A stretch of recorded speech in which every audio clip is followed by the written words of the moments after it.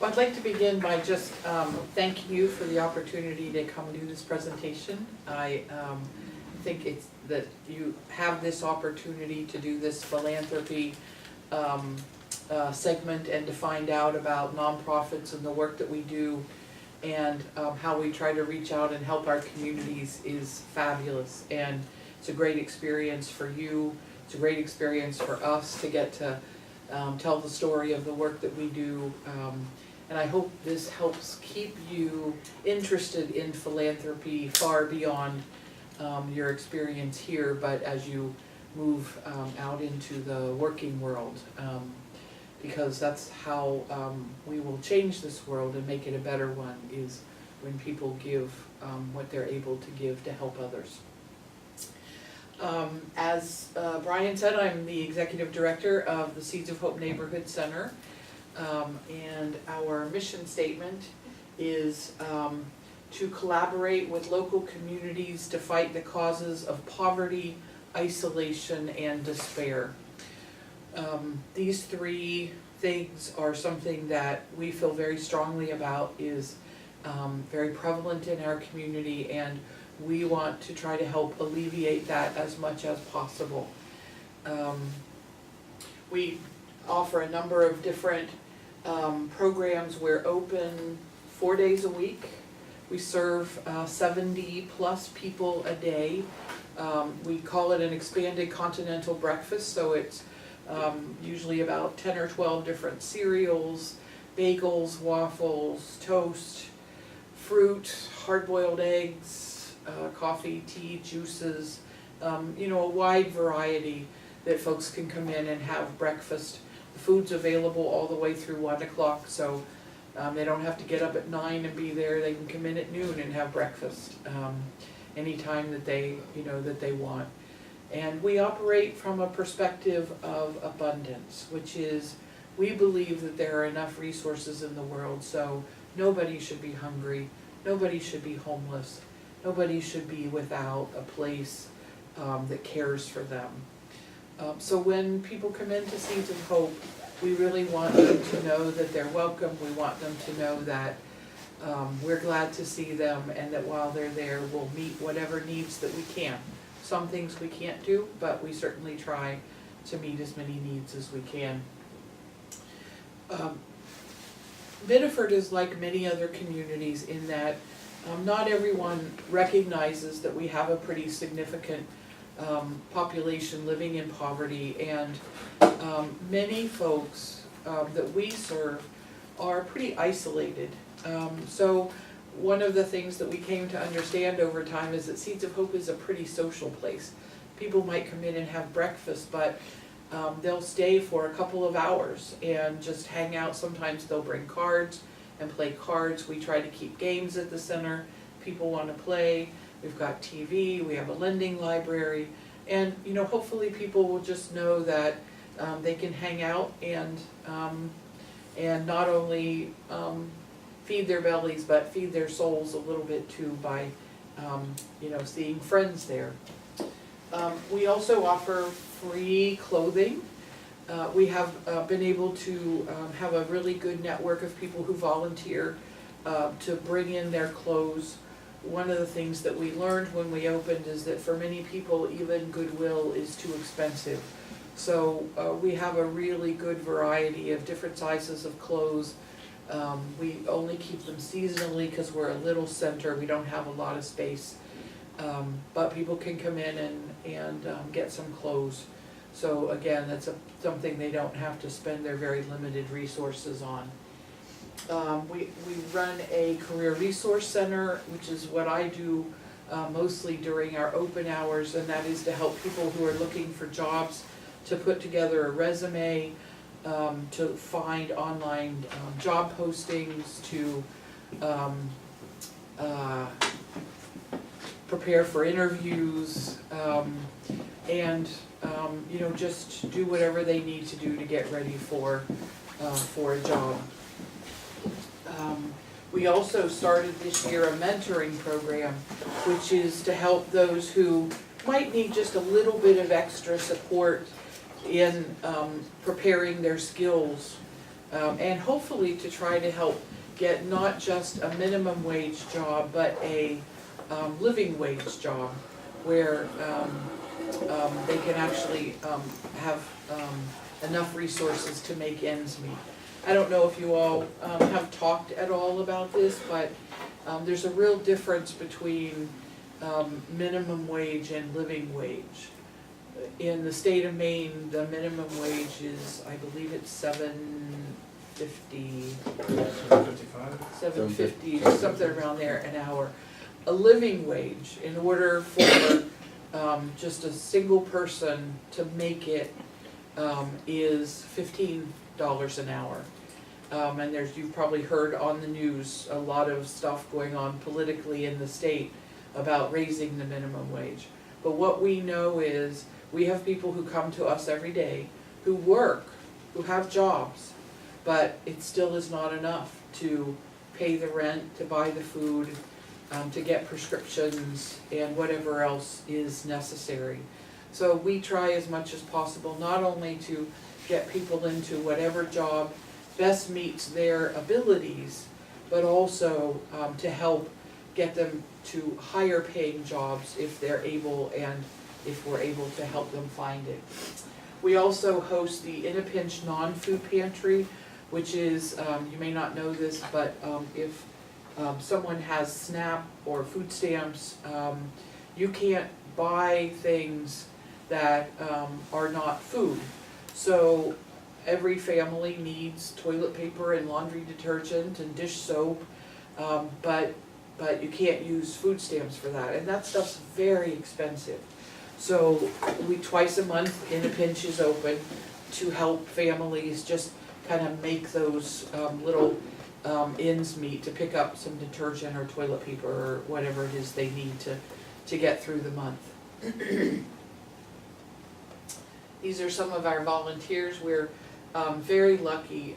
These pictures don't reflect it, but we have volunteers of all ages. We have, folks who are just a little bit older than you, all the way up to retired, and they give so much of their time and energy putting all the breakfasts together, hanging out with people, helping them find clothing, and we couldn't exist. I'm the only employee of the Seeds of Hope. Everything else that is done is through volunteers, and we couldn't exist without them. We also try to do educational programming to help people be prepared in a number of ways. We've had Cooperative Extension come in and do some teaching around nutrition, about how to purchase and maximize the SNAP dollars that they have, but also to be able to cook healthy meals. We have students come in sometimes and do internships. We had a nursing student come in, and she led programs on suicide prevention and on stress reduction. So we try to just listen to our neighbors, hear what it is that is particularly challenging them, and then we try to meet those needs. We also offer 2 flu clinics, so folks who would like to get flu shots but don't have the resources can get those as well.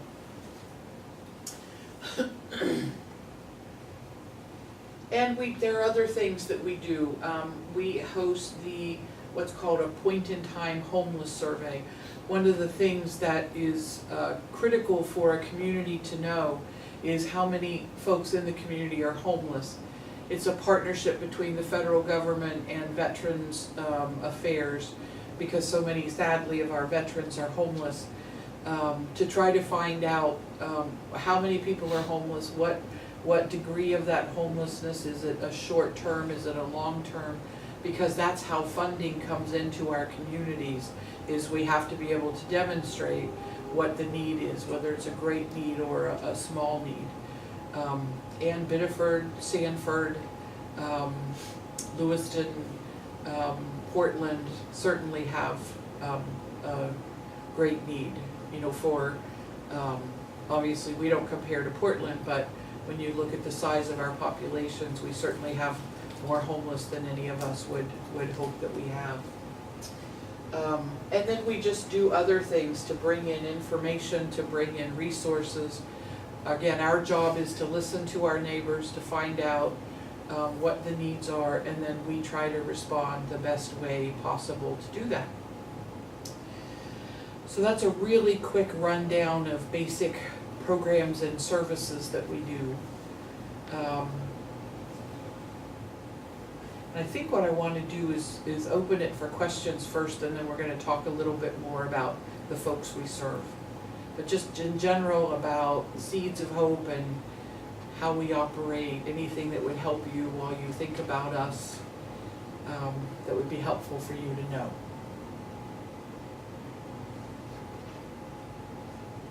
Can you talk about how you got involved and how everything kind of got started? Sure. From your perspective? Sure. Seeds of Hope is just down the road on South Street, and it was opened by a church. I was actually the pastor of that church, and the church numbers kept getting smaller, but we knew that the need in our community was really high.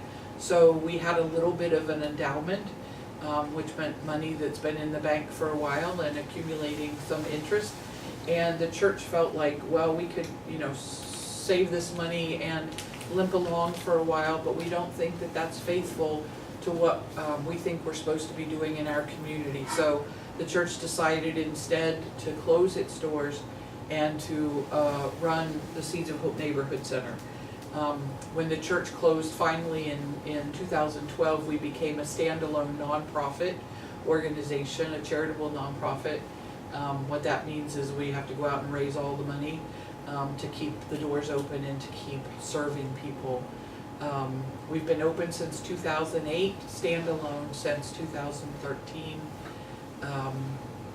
And we started really just thinking that we were going to be feeding people.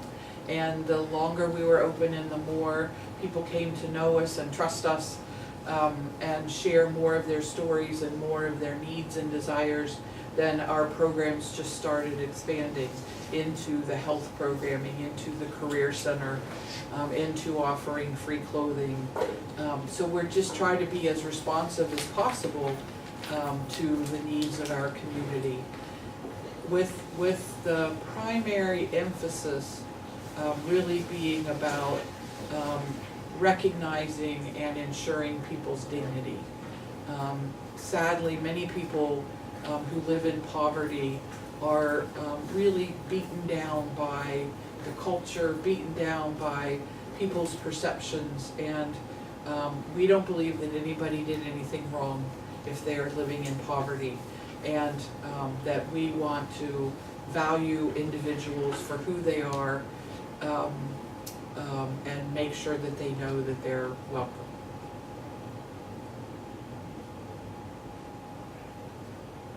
Questions? Yes? Is it still in the same building as the church was? Or? It is.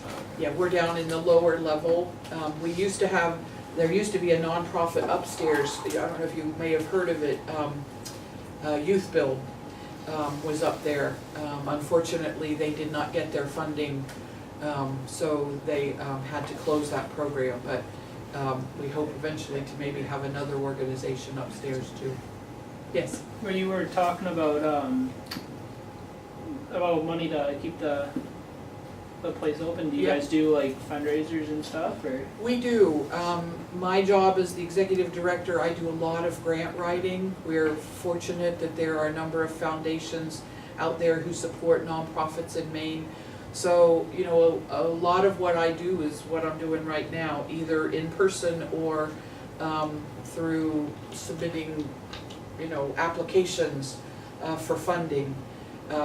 So, I go to talk to a whole bunch of organizations and tell them about what we do, and if they think that their organization can support us, then, they do that. But it's all fundraising. And then we do a couple activities. We do an annual appeal where you send out a letter and you ask people for money, and we also do a big fundraiser in November down at the Nonantum in Kennebunkport and have music and a nice brunch to raise money. But it's an ongoing process to keep the doors open. Yeah. Did you have your hand up? Yeah, I have a question. this doesn't really like relate to it, but was it a daycare once upon a time too? We did have a 'Cause daycare I'm pretty there. positive that I went there. Are you serious? Yes, Oh, that's I'm pretty awesome. positive, and I know my mom actually goes in like in the morning with my little brother Spencer. Yeah? He runs around in the morning, brings him there for breakfast, like Oh, that's awesome. on Mondays and Tuesdays every morning. Every Oh. Monday and Tuesday she brings him there. Pretty Yeah. positive. Well, we, you know, the church and now us, but we're an extension because we were birthed from the church. We've been serving our community since, you know, since we got there. It opened in 1869 and it moved to its current location in the early 1900s. But we've had childcare there, we've had a number of different programs. Currently, we also host organizations. We have TOPS, which is a weight loss support group. We have AA meetings there. In a pinch is there. We have some other kind of confidential groups that meet there for a number of different things. So we try to just be a resource in the community. But yeah, we had childcare there for a long time. Yeah, I don't know how long, I don't even know how old I was. I must have been like really, really young too. I have no clue, but I remember going to daycare there, and I definitely remember, but I know it was like maybe 3 or 4. Yeah, Before that, maybe even 2, I don't know. yeah, that's awesome. It's a long time. That's awesome. I'll tell you a great story. There's a young man who I came to know sadly because of, I don't know if you all probably remember, it's now been several years. There was a double homicide that happened on South Street. 2 brothers were murdered. Gage and Derek. Yes. I met a young man who was friends with them. We worked with some of the young people who were their good friends to try to help them get through that trauma, because it was a trauma. He ended up he had gone to, he also did daycare there when he was a child, and he ended up at the youth build program upstairs, and he made a comment when he was graduating from the program that building had been such a pivotal piece of his entire life because of the childcare, because of working with the Go Green kids who were trying to recover from what they'd been through, and then through the youth build program, that we've really been a cornerstone in the community. And that was really nice to hear that, you know, that legacy continues. Any other questions before we?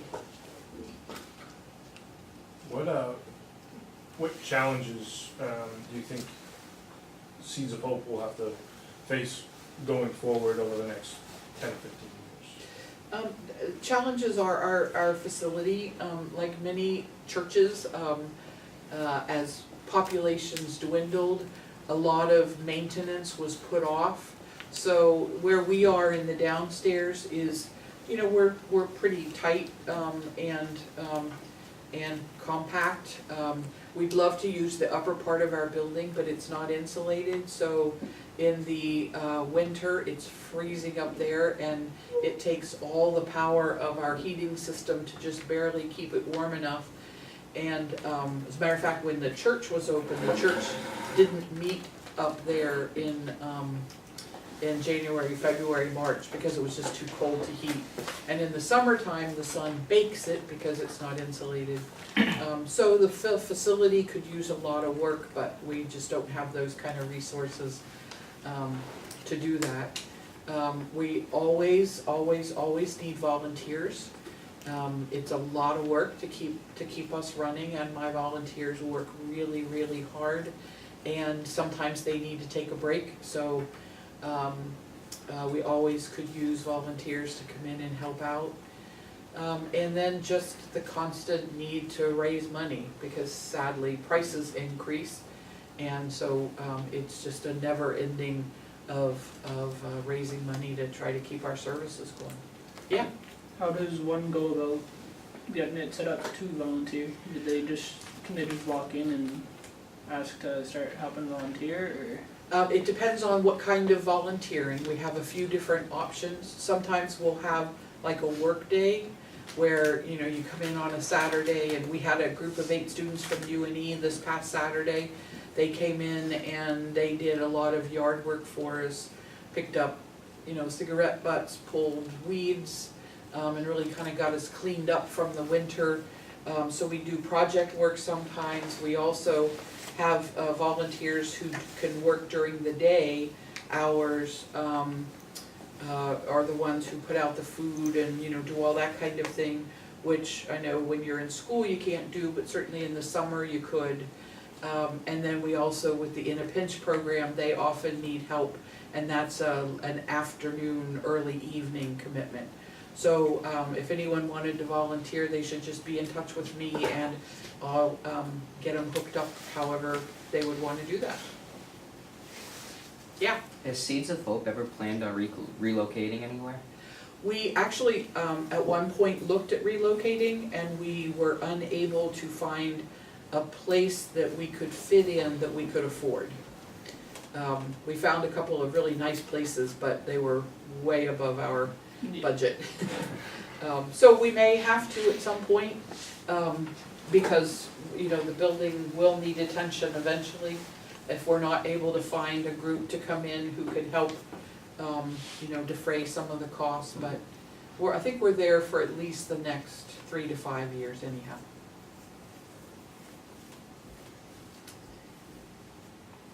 Any other questions? What other ways do you get funding, other than your own, kind of tracking down money? Yeah. In addition to writing grants, I usually probably write about 8 or 10 a year. Some of the foundations you can only apply every other year. So like we had a group, we did really well with granting last year, but none of the people who funded us last year can fund us this year because they do every other. So this year is a tighter year for us. I also go talk to a lot of organizations like Rotary and churches and just a bunch of different organizations to see if they can help us financially. And we have a very large number of people, just individual people who write a check for, you know, $10 or $25 or $50. We really have a very good core people who just really believe in the work that we're doing and want to help out in whatever way they can. So, yeah, it's just, you know, my job is to tell the story and to hope that it opens people's hearts in however much they can do.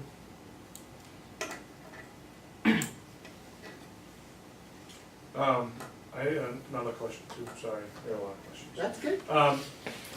There are a lot of other organizations, food pantries, and organizations that help a certain section of the population. Do you feel like you are in competition with those groups, or do you feel like each different group fills a need and helps another group? Definitely the latter. I think I said at the beginning that we believe in a perspective of abundance versus scarcity. We never want to see ourselves as in competition with each other, because we believe there are enough resources out there in the world to help everyone.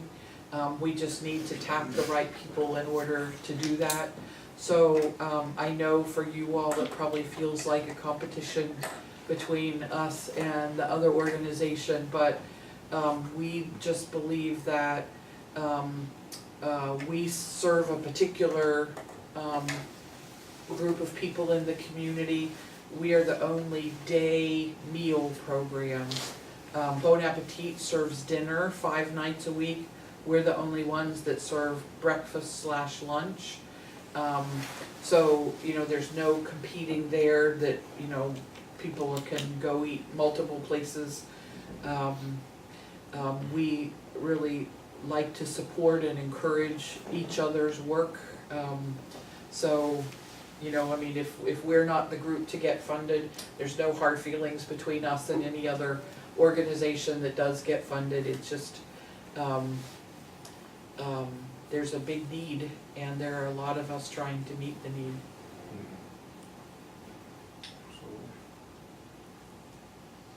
What I'd like to transition to is one of the things that I do. I am a certified poverty coach. Is to talk a little bit about what are some of the messages that people have about poverty, and to try to kind of help break those down, because so many of the messages are not helpful. So when you think about people who are poor or living in poverty, however you want to say that, what are some characteristics that in general the media or the culture kind of gives us about that? What do people think about or say about people who are poor? Yeah, They live in the slums. they live in slums, okay? They all do drugs. They all do drugs, Trashy. trashy. Yeah, Too lazy to get a job. yep. Yep, Dirty. dirty, Fuck yeah. on trashy. What other messages?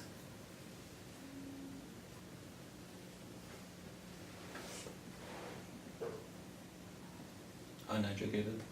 Uneducated, yes.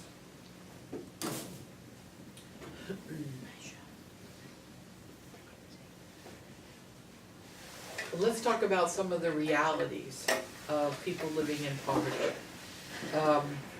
First and foremost, I want to say that my experience with the Seeds of Hope Neighborhood Center is that folks who are living in poverty and are struggling to just make ends meet are some of the smartest people that I know.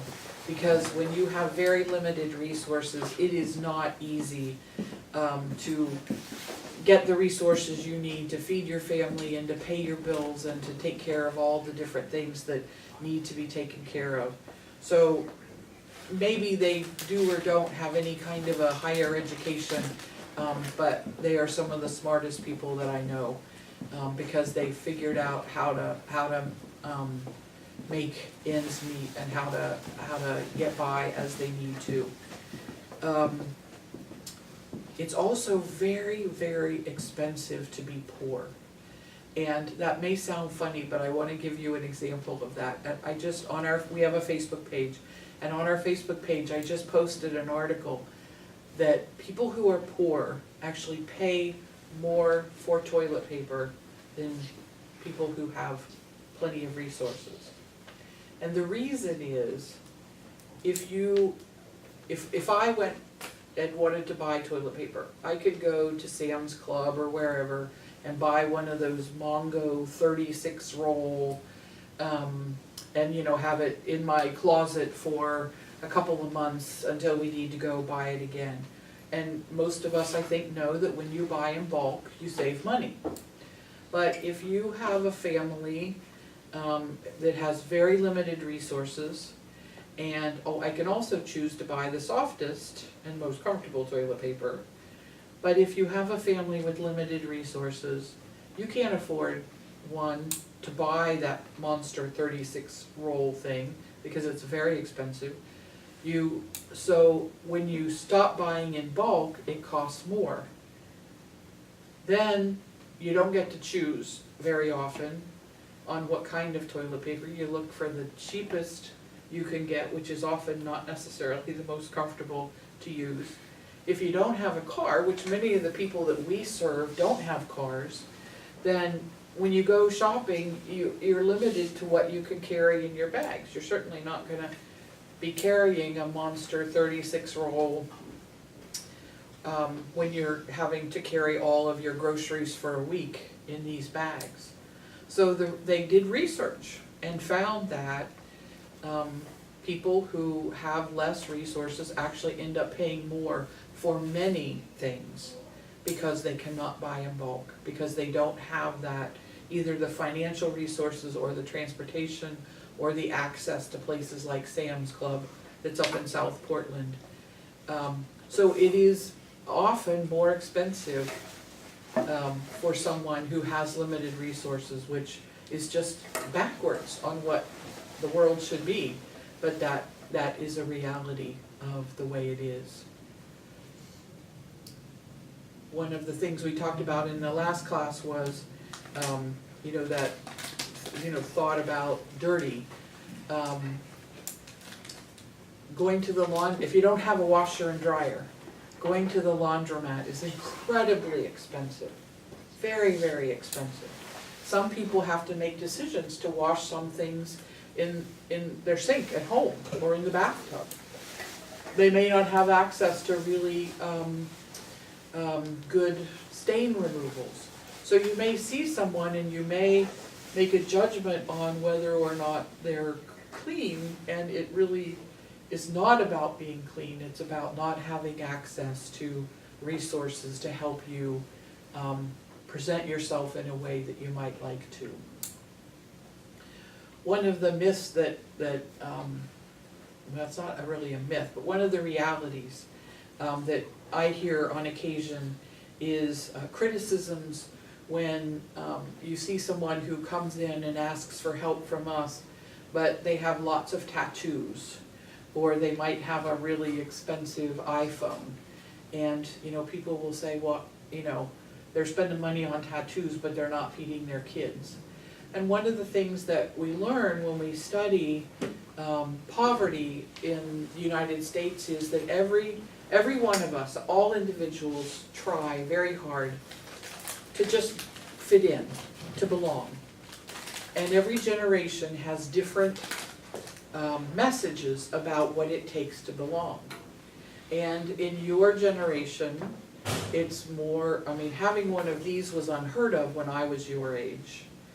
But we had our own set of things that you kind of had to have to just fit in. And so there are people with tattoos and people who make decisions, and it's not about judging them, it's about saying this is what it takes to belong. And I'll be right with you, and for especially someone having a cell phone, for many people this is how they get doctor appointments set up, this is how they have any access to the internet.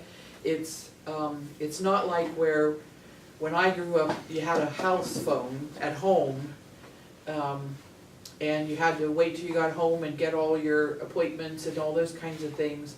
This is a lifeline for a lot of people. And there are a lot of programs where people get cell phones for next to nothing. So it's really important not to be judging people when you see something and just automatically assume they're wasting their resources.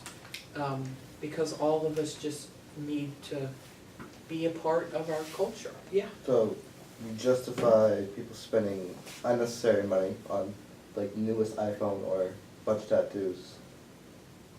Fitting in justifies spending the money? Yes.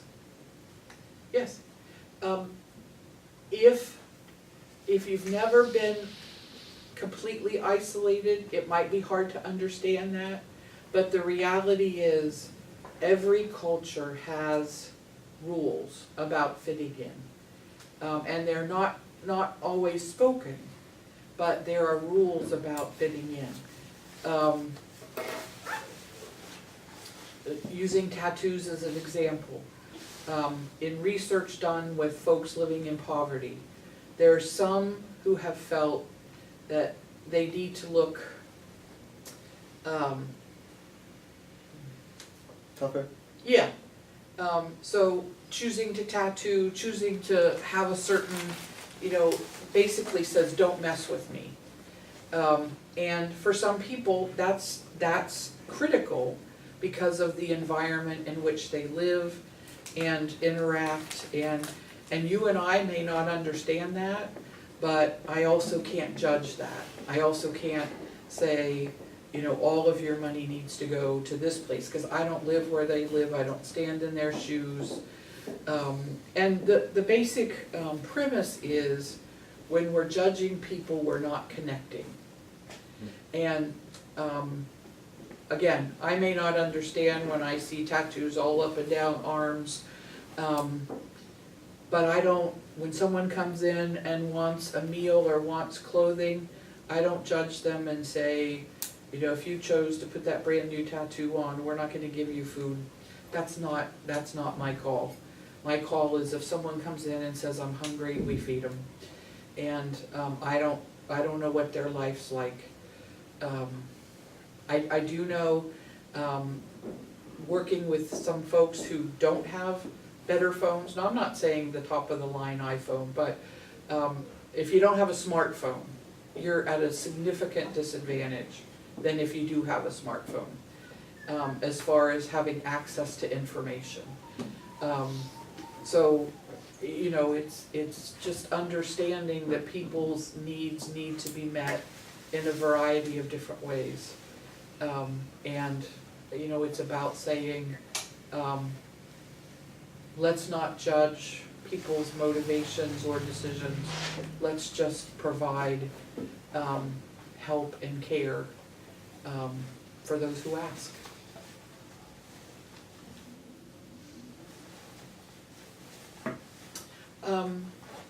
What do you think causes poverty? Bad decision making. Okay? What else? Loss of a job. Yeah. What else causes poverty?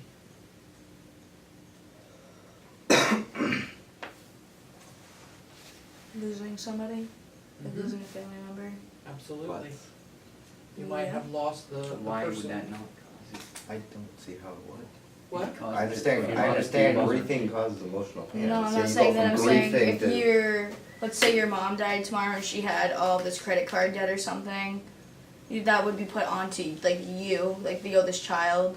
You know what I mean? No, Like they that would would take her, affect. they would take her possessions in order, they can't make another person pay for her debt. Or mortgage card and stuff. debt wouldn't- Yeah, if you have a house, yeah, that That's, definitely. that would take her house, but if you're, Yeah, that's Look not at the it differently, point. That Dominic, yeah. if you're a husband and wife, and you both work, it's your home. and all of a sudden, one of you passes away and. I just see half is less of an income. Yeah, let's put it this way, two Yeah, but funerals Yeah, are then but cheap. you can't Just like afford you said. the house you're living Not in, you cheap. can't afford your car. Yeah, but you're the still entire going to lifestyle. have money income.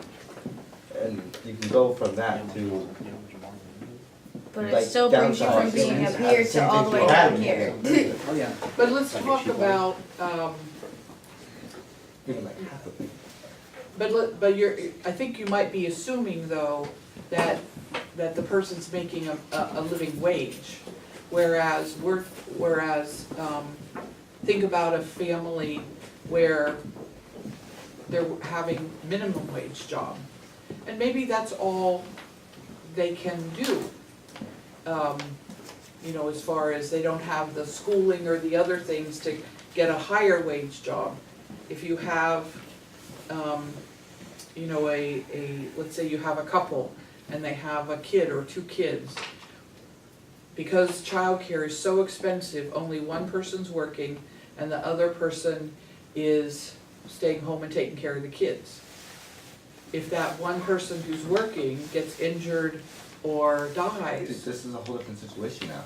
No, If it's you guys started not off as any saying one different. It's person, more in one depth. person- It's more detailed. You have to think about it. It's not. You're thinking like, what if they have all this money? Like they like people. Some people literally like, what if, let's say, I was like a wife to like a cop or something, and then he died. They actually you'd probably get the benefits from that. So that's not even a good like scenario. Like let's say like my husband like worked like in a warehouse or something, and then ended up like getting hurt and dying.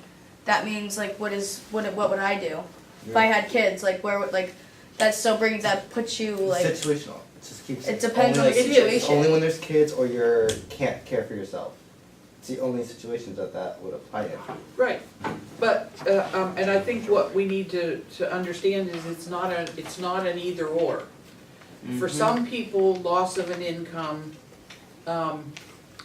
would maybe make changes necessary, but you could still survive. For other people, loss of an income is a huge,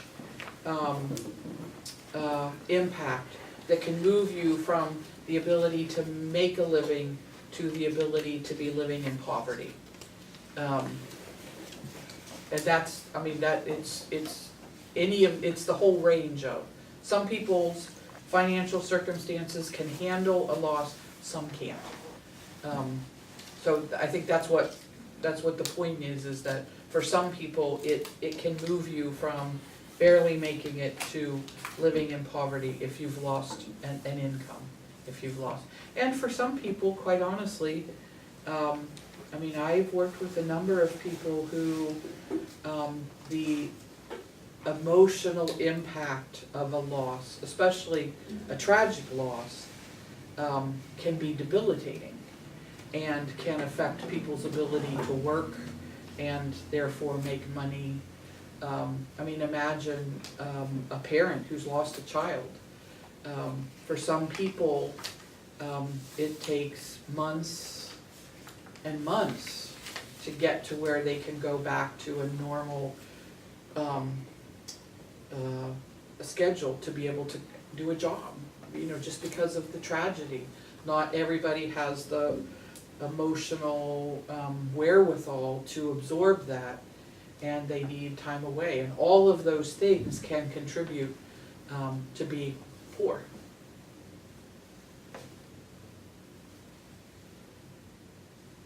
Bad decision making is certainly something that can contribute. I think medical bills. Yeah. Absolutely. If someone is given a very debilitating diagnosis where you can't work because of your, well, I'll take me for example. I have a fractured bone in my leg. If I worked an hourly job, I would have had to go for 2 weeks without a paycheck. Because I was unable to be at work for 2 weeks until I could be, you know, with the boot. Now I have a salary job, and I have a very understanding board of directors who said, Shirley, stay home, get your legs stronger, and we'll hold down the fort until you get back. But I have a woman, the woman who comes in and cleans for the neighborhood center, her truck is in the shop. And until they can get the parts in, her job is she has to use her truck. So she has been off of work now for 3 weeks, waiting to get a part for her truck so she can go back to work in order to pay the bills. I mean, it really is that easy, and then you can start spiraling down.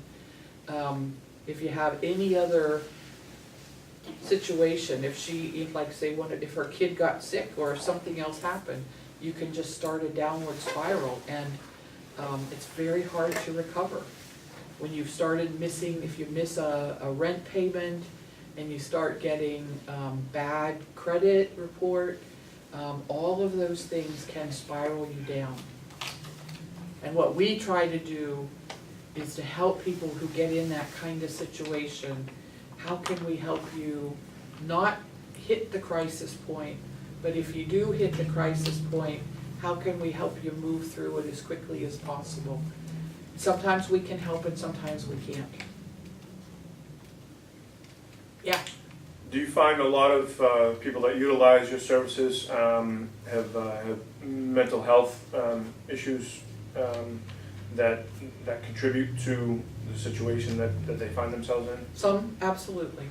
We have some people who will always need help because cognitively they're operating at their highest ability.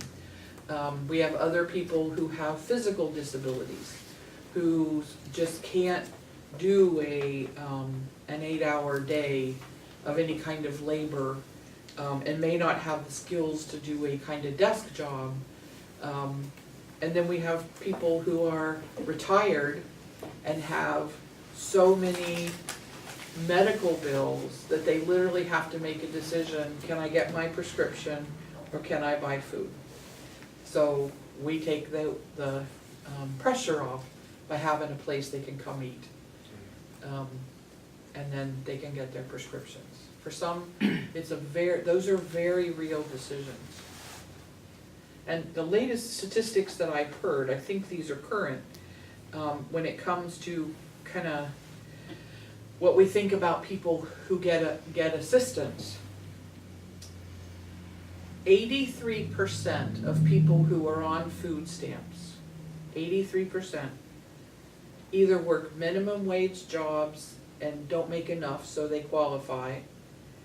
they're on disability and are unable to work, or they're homes with children and there aren't enough resources to feed the family.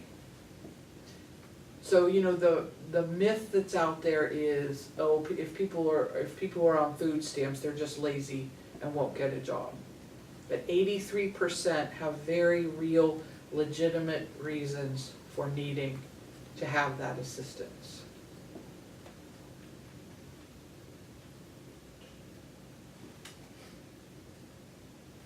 It's a lot tougher than many people understand. Most of the people that I work with who comes to our neighborhood center who have jobs are only making minimum wage.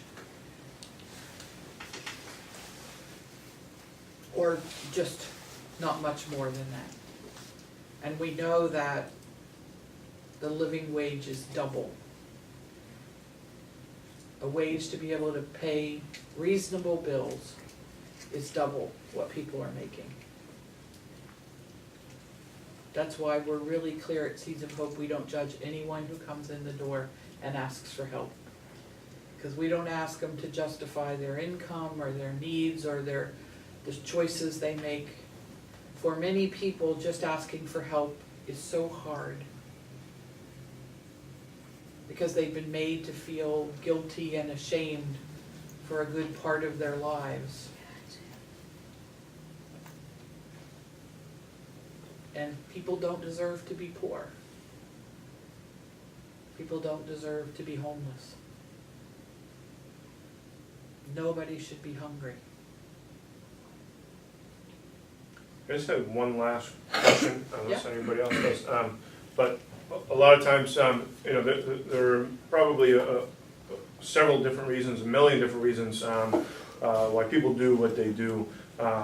Could you tell us why you do this? Yeah, well, I don't know what the restrictions are, but you can tell me if I go in an area I shouldn't. I do it because of my faith. You know, as a person who believes in God and who believes that God has told us to care for one another, I think I have to do that. And the more, I started out actually in higher education. My whole work life up until 2005 was, actually 2008, was working on a college campus. I worked in student affairs, I ran residence halls, and I was the associate dean of students out at UNE before I was ordained. So I worked in that bubble of higher education, of privilege, quite honestly. And then when I became a priest, I started serving this little parish who served very poor people. Even if I did believe in God, which is hard to imagine, but I just believe that human beings are here to take care of each other. And that there are people who can't, for whatever reason. Whether it's their cognitive abilities, their physical abilities, we have one of the most misunderstood things, especially in Biddeford, is generational poverty. There are times when in our neighborhood center, we have 3 generations. We have a mother, a daughter, and a granddaughter, all there. Now, if that's all you've ever known, it's hard to break that cycle. Our job is to try to help people break the cycle, is to help give opportunities to say, you can dream more. If you've never had the encouragement to dream, we invite people to dream more, to make choices that will give them more choices. I often say, because we occasionally have the people who just don't want to work and want assistance, and we still provide that assistance. And I invite them into a conversation to say, but wouldn't you like to decide what you have for breakfast rather than having what we put out on our table every day? Wouldn't you like to have more choices? Wouldn't you like to have more control over your life? What we try to do is to give people more choices, is to give more opportunities.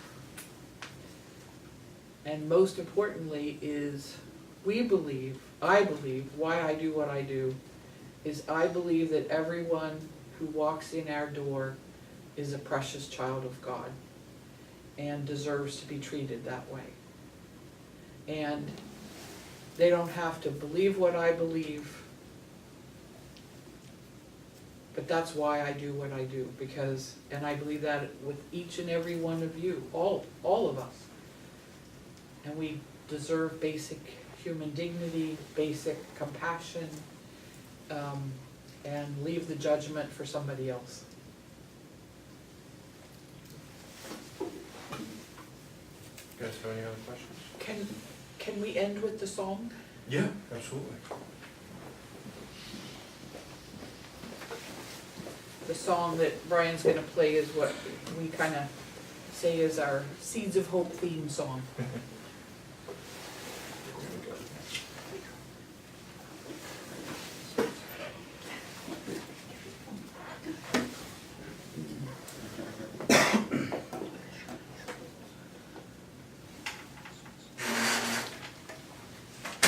What was the name of it again? Not too far from here.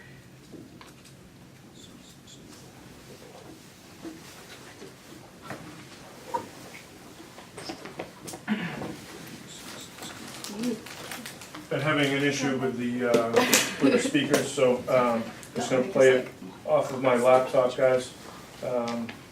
Hopefully, camera will get it.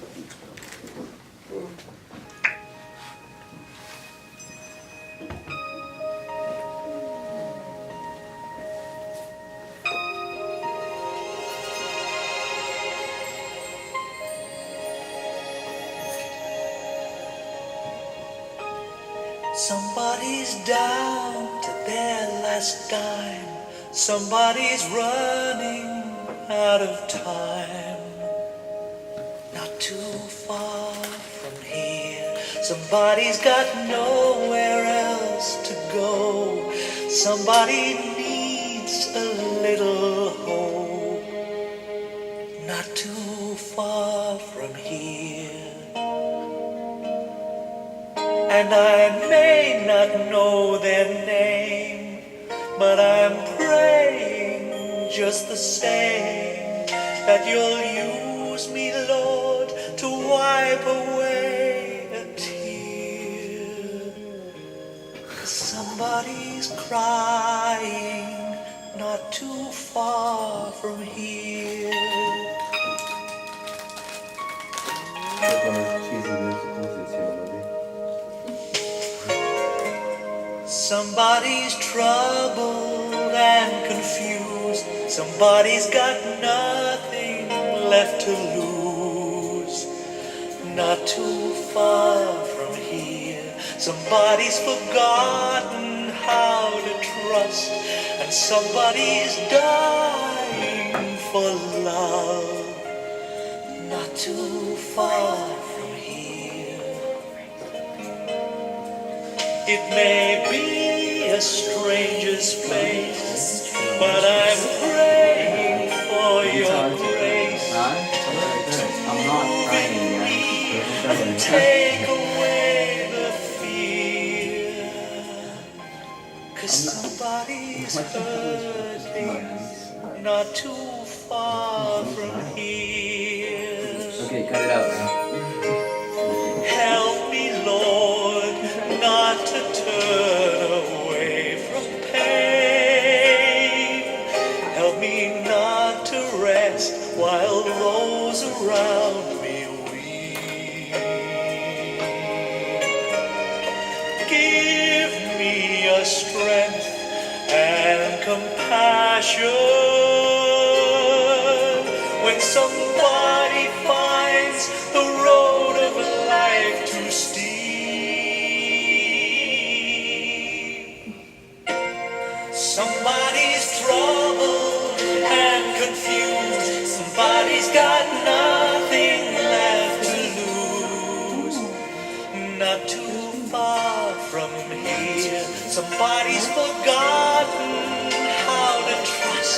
Yes, somebody's dying for love, not too far from here. Now I'm letting down my guard, and I'm opening my heart. Help me speak your love to every needful ear. Someone is waiting not too far from here. Not too far. Someone is waiting, waiting, not too far from here.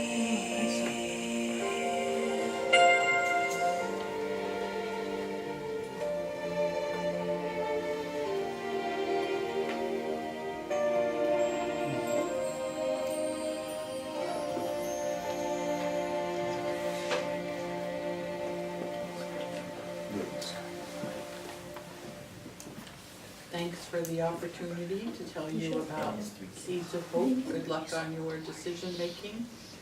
And thanks for just caring enough to make a difference in people's lives. Thank you very much.